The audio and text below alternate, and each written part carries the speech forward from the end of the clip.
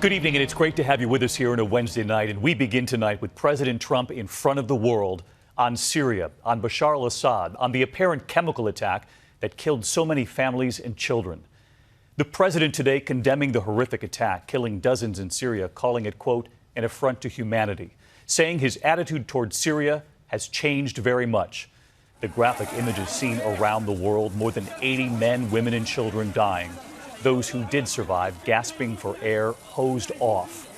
What the world was waiting for next was word from President Trump, how he will handle this. Will the U.S. act? And tonight you will hear what he said. ABC's chief White House correspondent Jonathan Karl leading us off. Welcoming the King of Jordan to the White House, the president firmly condemned the chemical weapons attack in Syria, placing the blame squarely on the Syrian government. It is a terrible affront to humanity, I can tell you, terrible. And later at a joint press conference in the Rose Garden, he suggested there should be retaliation. These heinous actions by the Assad regime cannot be tolerated. In the past, again and again, Donald Trump said the U.S. should not get involved, tweeting, "Syria is not our problem," when President Obama proposed protecting civilians.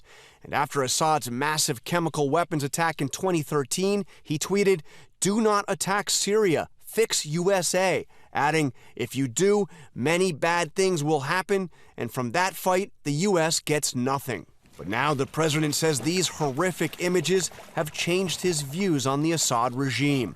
Innocent civilians suffering from this week's attack. More than 80 dead. Here a father clutches his twin 9-month-old babies, both of them killed. Today at the White House, talk of a changed Syria policy. Well, I do change, and I am flexible, and I'm proud of that flexibility. And I will tell you that attack on children yesterday had a big impact on me.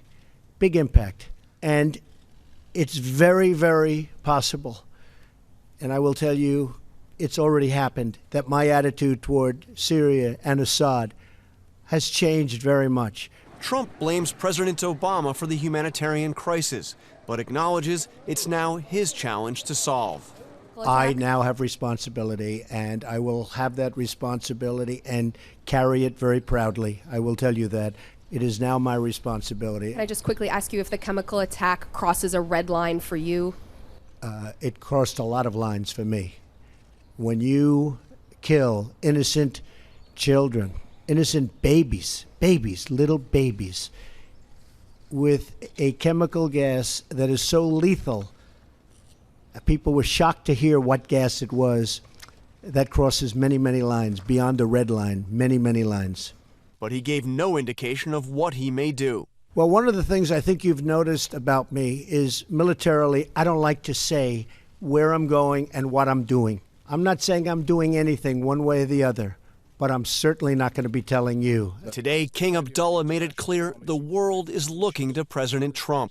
I believe under your leadership, we will be able to unravel this very complicated situation. And the president, while again blaming his predecessor, is promising to take action. The world is a mess. I inherited a mess. We're going to fix it. We're going to fix it. And John Karl with us tonight live at the White House. And John, the president made it clear he won't say what he's going to do. But do we have any kind of timeline for possible action here?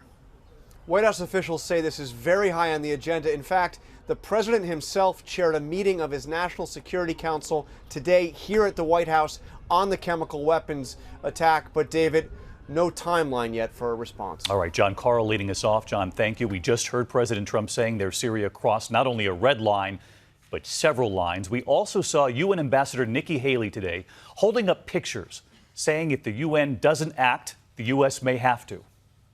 How many more children have to die before Russia cares? The United States sees yesterday's attack as a disgrace at the highest level, an assurance that humanity means nothing to the Syrian government. When the United Nations consistently fails in its duty to act collectively, there are times in the life of states that we are compelled to take our own action. So I want to bring in our chief global affairs correspondent, Martha Raddatz, with us tonight. You heard, Martha, the president there saying his attitude toward Syria has changed. And we just heard Ambassador Haley saying at times we are, quote, compelled to take our own action.